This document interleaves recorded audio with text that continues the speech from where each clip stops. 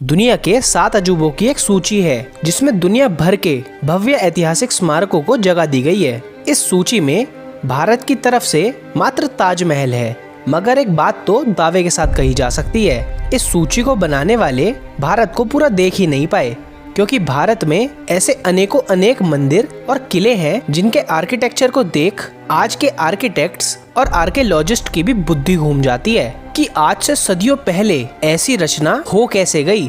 Ancient Indian architecture की ऐसी ही एक मिसाल है छत्रपति संभाजी नगर के एलोरा केव में स्थित भगवान शिव का कैलाश मंदिर।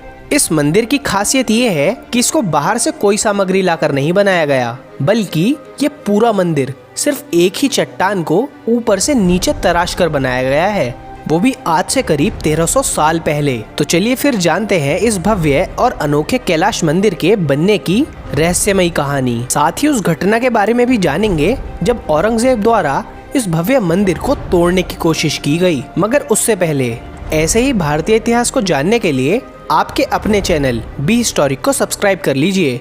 तो चलिए फिर शुरू करते हैं। बात है 8वीं शताब्दी की, जब मध्य भारत और उत्तर भारत के एक विशाल भूभाग पर राष्ट्रकूट राजवंश का राज हुआ करता था, और इस समय पर राज कर रहे थे राष्ट्रकूट राजवंश के दूसरे सम्राट राजा कृष्ण प्रथम, जो बहुत बड़े शिव भक्त थे, और इसीलिए उन्होंने फैसला किया अलोरा की गुफाओं में अपने इष्ट भगवान शिव के एक भव्य मंदिर को बनाने का। इस मंदिर की इमारत को साधारण नहीं रखा गया, बल्कि इसका डिजाइन महादेव के घर कैलाश पर्वत की तरह ही रखा गया।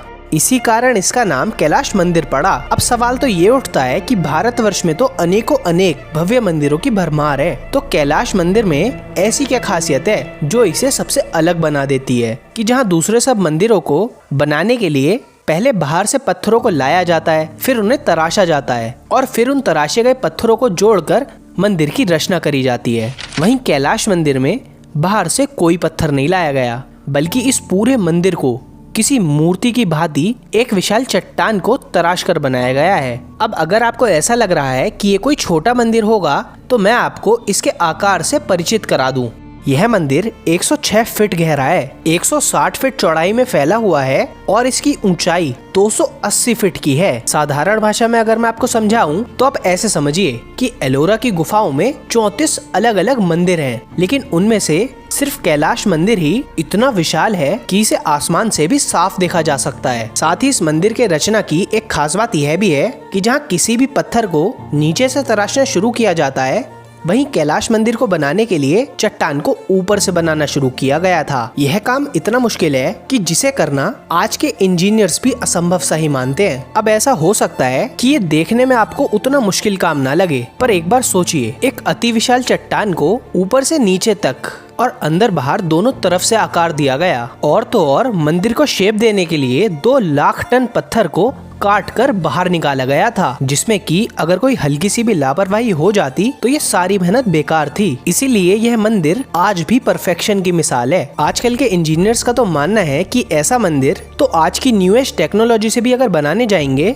तो भी बहुत मुश्किलों से सालों साल की मेहनत के बाद बनेगा। साथ ही वे यह भी मानते हैं कि इसको भी बनाने में 100 सालों से ज्यादा का समय लगा होगा, पर असल में यह मंदिर मात्र 6 हथौड़े से हमारे महान शिल्पकारों ने केवल 18 सालों में पूरा बना दिया था। यही कारण है कि कैलाश मंदिर एक ही पत्थर से बने सबसे विशाल मंदिर के साथ ही प्राचीन भारत की वास्तुकला की एक उम्दा मिसाल है। लेकिन वो कहते हैं ना कि हर खूबसूरत चीज पर बुरी नजर लग जाती है, वैसा ही कैलाश मंदिर के साथ भी हुआ, और इस पर नजर पड़ी थी मुगल बादशाह औरंगजेब की।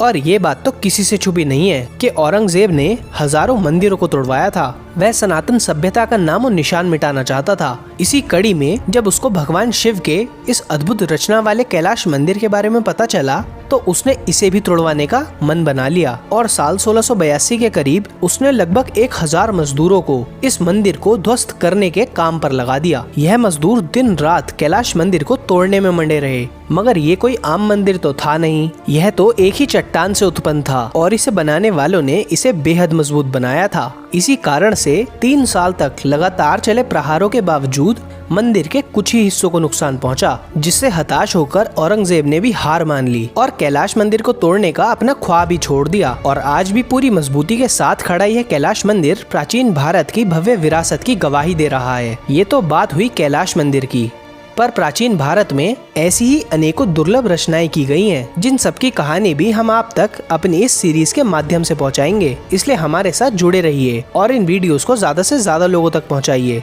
तो चलिए फिर मैं जल्द लौटूंगा भारत के इतिहास से जुड़ी ऐसी ही किसी रोचक कहानी के साथ। तब तक के लिए जय हिंद, जय भारत।